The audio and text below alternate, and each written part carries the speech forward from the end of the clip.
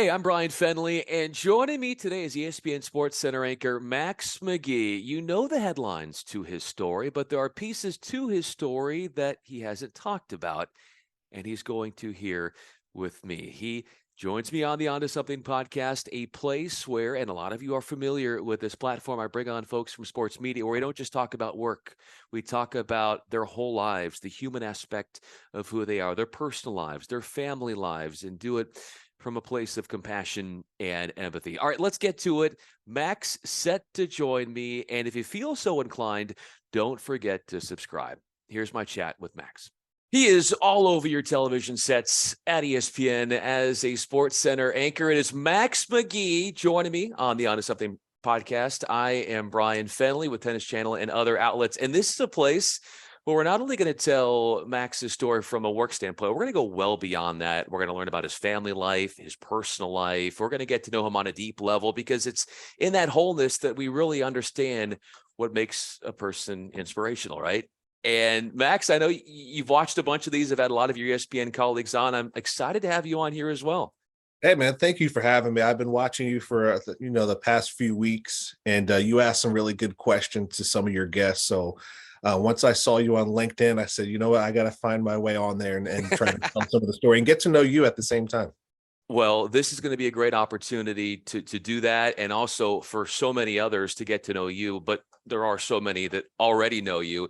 But hopefully, when they finish up this conversation and they watch it, Max, they're going to learn something new about you. Even your closest friends, they're going to say, "Well, I did not know that about Max." But let's start here. How close were you to being a Major League Baseball player, or just being a professional baseball player? Not close. Not close. It was just a pipe dream from the very beginning. When I was in high school, everybody has that dream. And once you're starting to play with some really good athletes, I had a really good opportunity to play with some of the current professionals right now.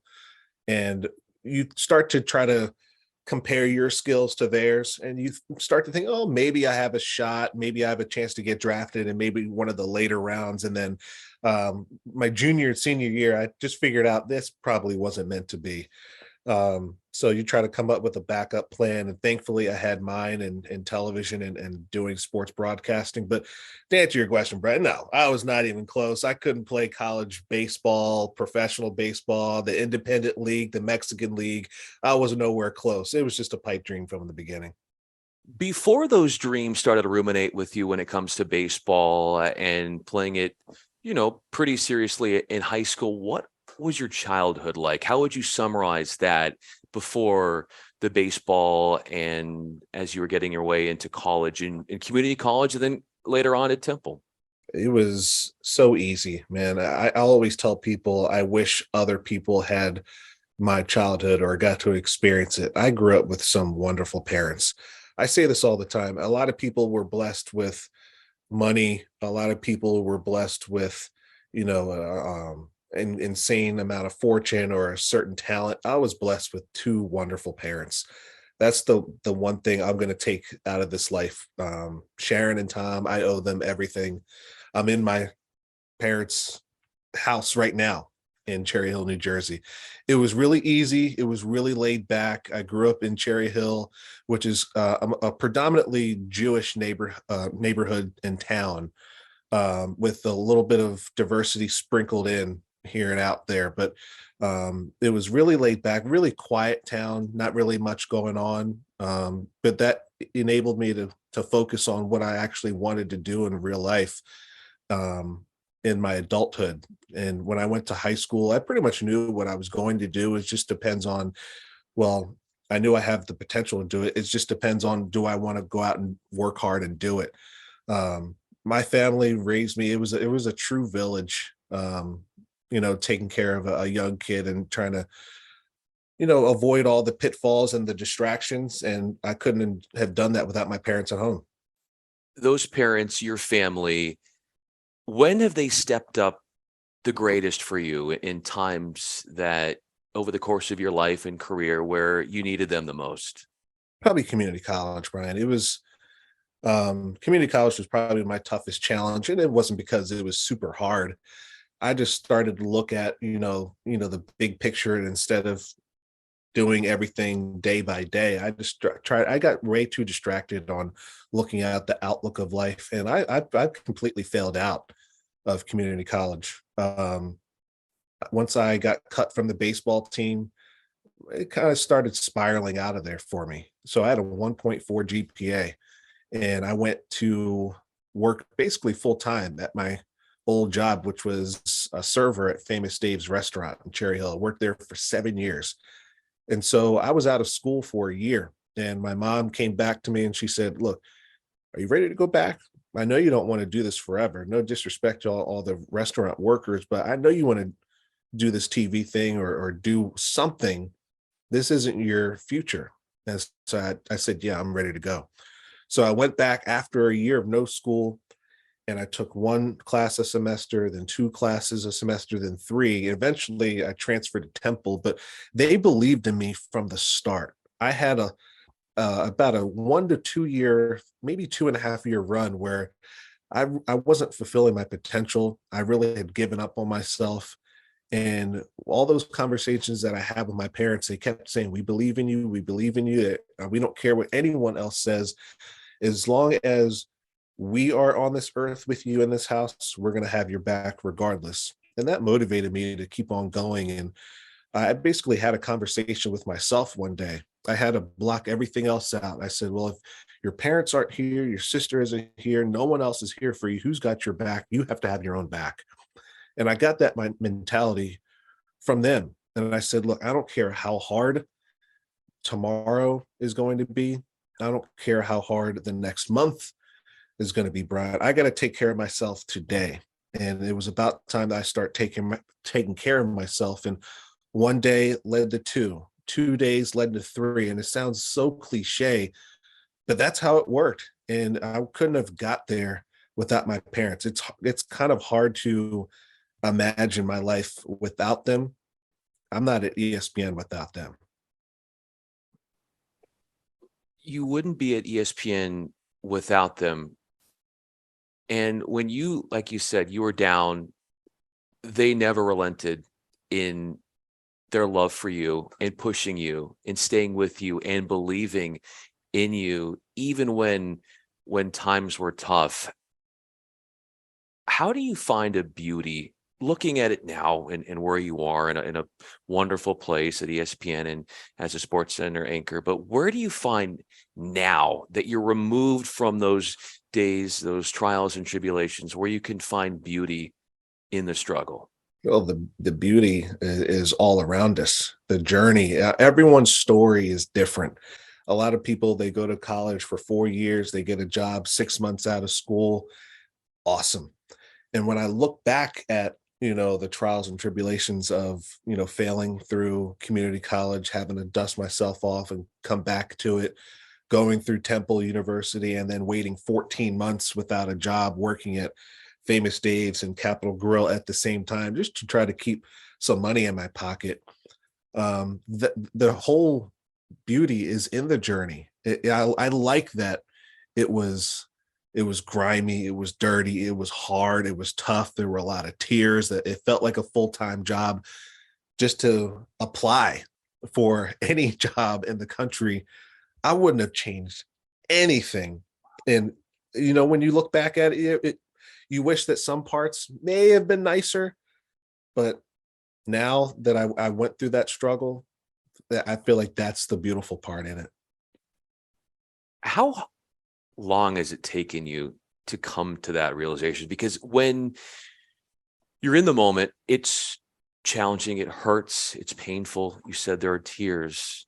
But when were you able to step outside of yourself and really take on this just overwhelming aura of gratitude that I know that you carry with you every waking moment of your life today? It took a day. And I know many people who are watching this right now may have been expecting, "Oh, it took a year, it took 5 years." No, it took a day. The moment I signed my contract to go to Lake Charles, Louisiana, I knew it was no longer just about myself. I knew I had to work extremely hard harder than I'd ever worked in my life. And it was going to be a huge challenge going from, the suburbs of Philadelphia to 1,400 miles away, making $14 an hour in a place that you have no identity whatsoever. But I knew that this was the first step of my dream. So I put all of that aside and just try to work as hard as I possibly could, going from there to Myrtle Beach to Baltimore to now ESPN. I try to put all the negativity aside and just try to focus on the positive and realize I had an opportunity in front of me. And that's what I waited so long for. I didn't care where I had to go, or I would have gone to a different country if it provided me an opportunity to succeed. So it literally took me a day. And yeah, that day was tough. I remember going from saying goodbye to my parents in the Rapid Rover, and Brian, I cried the whole way down. I cried in the Rapid Rover to the airport. I cried in the gate going to Dallas. It was tough. And then I remember I almost missed my layover to go to Lake Charles from Dallas. And I remember thinking when I landed, man, it's hot out here. Yeah, I see the cows on the side of the road. I see the tumbleweeds, but then I met the people, and then I realized this was exactly where I'm supposed to be. When you were full of tears, with this new change, this new exciting thing, but obviously being away from your family and moving to Lake Charles, this new development in your life, what was surfacing in your mind that elicited those tears? What memories were you holding on to as you were getting on those planes and now going off on your own and finally getting a start at Lake Charles? I remember I was holding on to the memories of my father playing the piano on a random Tuesday afternoon. I knew I wouldn't be able to hear that anymore as I was sitting in the dining room and he was playing the piano. I knew I wouldn't smell the spaghetti that my mom would make. I knew I wouldn't be able to reach out and bug my sister face to face anymore. I knew I wouldn't be able to lift up the windows in Cherry Hill and just hear the birds because it's a really quiet town. You can really hear everything if you really just close your eyes and focus. Um, I knew that I wouldn't be able to, you know, go down to Louisiana and find a recognizable face. It was me against everyone. It felt like at the moment. Just going from being a kid in where I grew up to basically it feels like you're going to another planet. And that's what I was holding on to. And that's what was making me so emotional that day. Because you know that you're going to miss some things, but you realize that you really have no choice. If this is what you want to do, you got to make some sacrifices for yourself because you're constantly thinking about tomorrow, the next day, the future, but you can't get there without doing some of that dirty work. What was your dad playing on the piano? He was always playing like Satin Doll, the blues. He made up a few songs that he wrote in, I think, back in the 80s and 90s. He had a track called God's the One, and he probably doesn't think that I remember that, but I remember it. And I could still hear him playing it every once in a while. My mom's a great piano player as well. And sometimes when you just think about the real hardcore details of where you grew up, you start to think of, random things and random adventures. I remember when um, my aunt told me we were going to Red Lobster one day, and instead she brings us to a tutoring center to learn about fractions. I miss all those random times, but all those little moments they molded me into the man I am today. If you were to write lyrics to your own song, your own life story, I know I'm putting you on the spot here, Max, but I would think that it would be very emotional. It would be very hard hitting. It would be very deep. What would you want to convey in such a lyric? Oh man, that is a good question, Brian. I would basically try to sum it up as um, you know, problems are just illusions. Nothing that you think is there in front of you, the challenges in front, they're just illusions, man. Everyone has their own anxieties. Everyone is going through something, no matter what. Just try to be kind to one another and just try to put one foot in front of the other. And then I'd probably, in the second verse, I'd probably steal a line from 50 Cent, and where he says, if I can't do it, it can't be done. You just got to try to have that inner confidence in yourself to realize you can do anything because you are who you are. And once you're determined, nothing can stop you. What's your singing voice like? It's trash, Brian. I cannot sing at all. Have you My given mom, yourself time to actually for some reason I feel like you're selling yourself short here. I appreciate it, but I can't sing. I think I can harmonize a little bit when I'm in the car, or when I'm in the shower and I hit a certain note, and every once in a while I'll be like, maybe I can hit that note. But then if you go a cappella mode, it's not there. And once you put on the microphone and try to go a cappella, I feel like it just sounds a little bit different. But when I'm alone in the car, and Brian, when that Brian McKnight comes on, or a little Boys to Men, or even a little Backstreet Boys, I'll Never Break Your Heart. Yeah, I could hit that note if I crank up the volume a little bit louder. So Max, am I picturing this right? So you're driving to work at ESPN, you're getting ready for a shift on the desk. Mhm. And to know that what is preparing you mentally for going in there and doing your job, these are the kind of tunes that we're going to hear from you, and that is what gets you in the zone. Is Where's this my what I'm phone? learning? Is this the picture that I'm correctly Brian, saying? I can listen to anything. I'm just going through my random list on my phone. It goes from 50 Cent to Katy Perry to Led Zeppelin, DJ Khaled. Meek Mill is probably my favorite. There's the Backstreet Boys on here. There's Mandy Moore on here. I will listen to anything with the beat, anything with a nice little vibe to it. I'll get into it. And I'm known for having a walk-up song anytime I walk into the Sports Center studios. What does music do for you? It just kind of gets me into that competitive mindset. For me, when I was playing sports growing up, you're always listening to music, whether you were about to play a baseball game, basketball game, football game. I feel like music is just the fabric of sports. So for me, in my career as a journalist, broadcaster, whatever you want to call it, I feel like that's the closest thing for me to sports. Hmm. So I don't want to come in there all quiet, low energy. Like, no, man, this is the news. Like, people are going to be tuning in to watch you give them the news. And of course, you're going to be professional as possible once the camera comes on. But off camera, you try to, gather up people's energy, rise it up a little bit to know that you're going to have a good time, especially on Sports Center. When you were on SportsCenter for the first time and your parents are watching you for the first time, when you talked to them on the phone afterwards, what was that conversation like, the contents of it? They basically said, look, we knew you could do it. We're not surprised at all.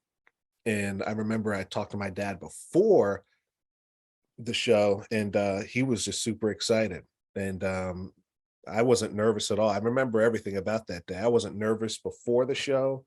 I wasn't nervous during the show, but I was super excited afterwards. But that phone call after the show, I was just basically like, all right, well, when's the next show? When's show number two? You did pretty good for the first show, probably a lot to improve on. Say verses instead of verse. My mom can't stand that. But other than that, it was just like, okay, what's next? You got the first show down. Let's see what you can do on the second show. Congratulations, but we got more work to do. How do you judge yourself? It's very hard. It's because it's you try not to constantly compare oneself to the goats at ESPN.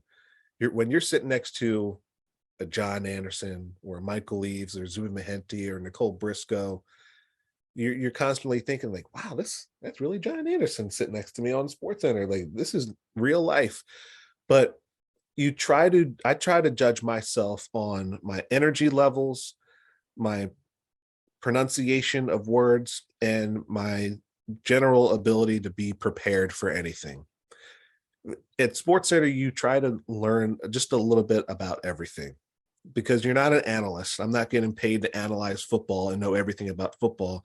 I got to know a little bit of everything about basketball, football, hockey, whatever the sport is.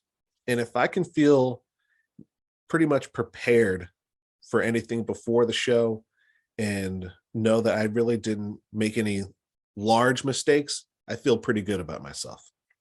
How is your memory so good? Like your recall is so vivid. I mean, I ask you questions about the day you left home for the first time or your first session on the desk at ESPN at SportsCenter.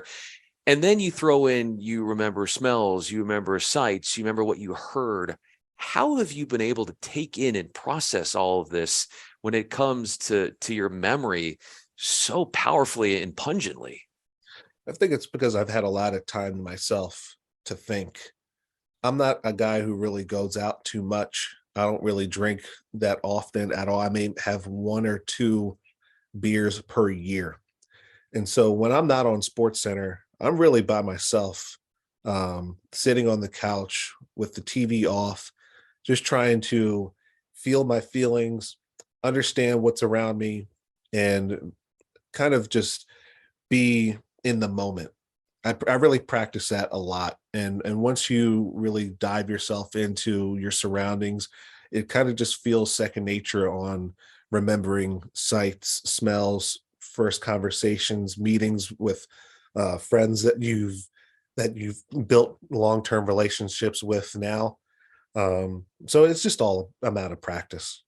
What does being in your feelings feel like? It can be a challenge, but it can really just be anything you want it to be. So if you had a really happy day, you're going to try to focus on the happiness. If you've had a really sad day, you got to try to not run from that. I've had a lot of sad days in my life, but I've also never had a bad day in my life. Um, there are days where I am so fortunate and grateful for the challenges I've had in the past, but I've always tried to learn from the mistakes I've made, whether that mistakes be with friends, relationships, professionally, whatever the case may be. It's an opportunity that I had that not many people get to experience. So it really just depends on how you view it. And for me, I just choose to view it in a positive light. Oftentimes, when somebody is in their own thoughts for too long, it can backfire. It can work against them, where their self doubt that comes into the picture. But how have you created such a loving self talk, if you will? Because our thoughts can be our worst enemies, but not for you. That's definitely not the case. I think it's my relationship with God, to be honest with you. I have a lot of faith, and it's just how I was brought up, where you have a couple of choices. You can either be sad, feel bad for yourself, and really spiral out of control. And I'm human, Brian. There have been many nights where I'm in my thoughts just a little too much, and I may wake up on the wrong side of the bed. But eventually, I snap out of it, and I realize what is around me. I'm in West Hartford, Connecticut, a beautiful town where I live. I have a wonderful job. I'm blessed with two amazing parents and a village of a family around me. I have great friends who love me, and I love them right back. I'm healthy. What more could you ask for? You certainly have that level of gratitude. What's different though about the way you view life between your parents and the way you see things? I think I'm just a little bit more competitive in a lot of things, and sometimes it's too much.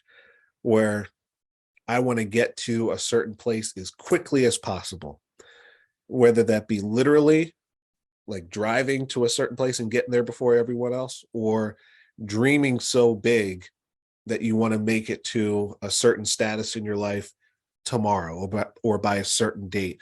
Everything in my life is with competition. And I realize that not everyone is driven by competition. So I really have to pull it back with some of the people that I'm around because that's just not how they are. But in my mind, I'm internally competing with everyone. And I feel like that's partially the difference. What's the difference between competing with everyone and then competing with yourself? Competing with myself, I feel like that's the biggest challenge I have because I realized that it doesn't work that way in life. There's a plan for everybody. That's what I truly believe. And you can't rush the plan. You can't slow down the plan. Whatever that is meant for you is meant for you. And the challenge with myself, it just is just trying to stay level headed. If I can stay right around here, I'm good. Once I get here, I realize I know this is too much. I got to bring it back down. And once I'm too low, I know that I cannot stay down there either because I there's no positivity in that whatsoever. So I try to keep the main thing, which is just be happy that I'm alive, that I'm healthy, that I have a great job and a wonderful opportunity in front of me. And then at the same time, if I can make someone's day, whether that be putting my arm around them and just giving them a little joke, I feel like I can try to boost someone's day like that, then it's going to be a good one. The day that was boosted when you got a phone call from ESPN. You've been asked about this. I've watched and listened to other interviews, and it's a question you've gotten, but to take it a little different than the others, and when they bring this up to you, how often do you dote on that conversation even to this day? Hmm. I don't really think about the phone call that often because I'm constantly thinking about what's happening today or what's happening tomorrow. But every once in a while, I'll go back maybe every couple months and I'll go back to that day where I was and who I was even sitting next to when I got that call. And I remember calling my parents right afterwards. And again, they were not surprised. They were just like, "So where do you have to live? Connecticut?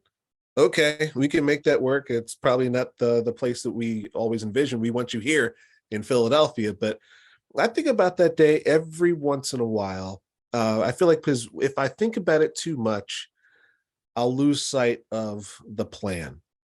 And I don't want to lose sight of the plan, Brian. I've worked so hard to get here that I don't want to take any chances either with my thoughts or my actions. I want to stay right here.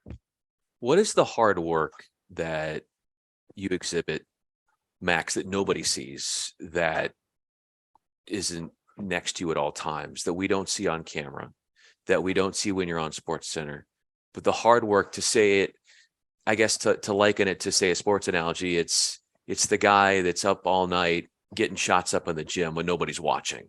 What is your version of that for you when you talk about that hard work that you're all about? It's constantly obsessing over it. This is a job where you are constantly thinking about it all day, every day.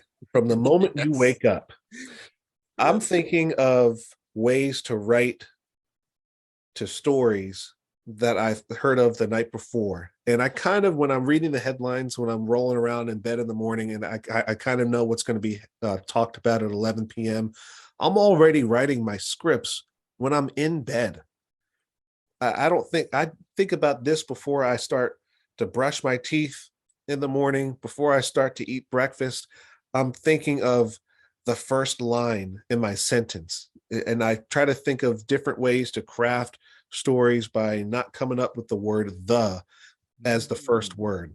I cannot stand lazy writing. And I may not be the best writer at ESPN, but I'm constantly working to become that because I just want to be great. That's all I want to do is be great. Um, I don't have anything else to do besides be the best version of myself. And if I can be three-quarters of that, I'm going to be fine. But there's just so much information that I don't know when it comes to sports and news and life. I'm constantly curious and I'm trying to find out every little bit of information I can. And I don't know other way to do it besides go all out from the moment I open my eyes. When you're trying to think of that catchy first line, and you're not going to use the, obviously, but what has to pass the test mentally for you to say, okay, this is good enough to start with? If I can get myself to raise my own eyebrow, I'll use it. I feel like starting the sentence with the word "the" is just lazy to me, and it just requires no thought whatsoever because it's the most common word used in the English language. If I can just go like while I'm sitting there in bed, I'll be like, okay, I can use this. And then second, I try to be factually correct, and then I try to put a little bit of personality into it if it warrants a little bit of fun into it. If it's a serious story, I'll try to be completely serious, but at the same time, I'll try to be as creative as I possibly can, getting a little nugget that not many people would really know and putting it in there at the same time. This is a fun job. It's not always serious, but at the same time, I feel like that's the number one requirement you got to have. You got to have some fun. What's the most fun of in taking your mindset into, say, getting a shot sheet and it's time to do a highlight? Hey, maybe this game is still going on. You haven't had a chance to look at the video beforehand because everything is happening in real time. You're handed the shot sheet. You know who's going to score when. But then the canvas is all out there for you, Max, to be creative. And then what happens? The most fun part is not getting the shot sheet, honestly. It's I remember a lot of times when, even I'll give you two examples. Well, one example is last week, the Rams and the Raiders game when Baker Mayfield was making his debut with the Rams. I was given the shot sheet about 90 seconds before the game, before the SportsCenter episode started, and it's a good 7-pager. And I'm like, oh, okay. Okay, this is gonna be great. I'd never seen any of the video. I was watching the game, but I don't know what an order of what's going to be happening on the shot sheet. So I'm 3 pages in, and I just say, I lost my place. Forget the papers. I'm just going to react to what I see on TV. That's the most fun part because I know that I prepped the right way. I have little random stat nuggets in for when Ben Skoranek caught a pass or when Devontae Adams catches a pass. I know the details about Baker Mayfield. That was one example. And I remember during the NBA Finals last season when I just dropped my shot sheet. There were so many papers on it. We were doing the game for the third time for a 2-hour Sports Center, and I just lost the highlights amongst the mix of papers. So I just looked at the TV and reacted to what I saw. I feel like that's a dangerous way of living, but to me, it's fun, and I can't imagine doing anything else. I'm sure doctors get a huge rush when they have to. Hopefully, they're not, winging a heart surgery or anything like that. But I love this job so much, man. I can't imagine doing anything else. But it's the preparedness at the end, like where, and it goes back to what I pointed out about you with the memory. So you have this like storage bank of nuggets that you can go to. And obviously you're so prepared, well versed in the sport, in the games, that you are able to ad lib, to be able to take on something where you don't know where it's going other than what you're reacting to. And when you think about, as we wrap up this conversation, Max, the most fun aspects of what you do, where do you stack up the ability to ad lib amongst all the other avenues and aspects of what you get to do? I'd probably stack it at number 2. Number 1, I'm a handsome guy. I'll put that on number 1. But I would put the ad libbing and the preparation at number two. Brad, people don't really understand how much I put into this, and they will see, oh, Max McGee went from Famous Dave's and the Capitol Grill in 2016 to ESPN in 2022. They'll just pay attention to the headline, but they don't see the work that is going on off the camera when he's going to bed, when he's waking up, when he's driving to work. Okay. Oh, I haven't told anyone this in public. You are the first one to know this. Okay. When I'm driving to work, I am literally ad libbing on what I see out loud on the road. That car is blue. He's speeding by in the left lane. He's going way too fast in this 55-mile-per-hour zone. The sky is blue, but it's kind of partially cloudy. The weatherman said there's going to be rain tomorrow afternoon around 4 o'clock. I'm saying this out loud. I'll go on my YouTube and I'll put on the SportsCenter music intro to the show, and I'll start ad-libbing on what three random headlines that are going to be happening tonight. Bryce Harper tries to continue his hot streak. He's batting over 400. Could he win game 2 against the Astros in the World Series? That's next. Plus, Steve Young, he's going to be on SportsCenter joining the show trying to talk about Brock Purdy. Could he make his next start a victory against Tom Brady? And then you just use it as practice. And once you start to do it every single day, it just becomes second nature. No wonder it looks so flawless when you're out there. I appreciate it. When you're not listening to Backstreet Boys, you are when you're driving, you are or Katy Perry, you are mentally preparing yourself for what's to come when it comes to responding to what's on screen. Max McGee, I'm Bryan Fenley. This was a blast, Max. Thank you so much for going deep beyond the headlines of yes, your story. It's out there, but I wanted to take it a little bit different, down a different road, while also preserving the essence of your story, but extra depth to it. And it was just absolutely phenomenal to have you on. Bryan, thank you for having me. You're doing great work, and please continue to stay healthy, and we will meet down the road eventually.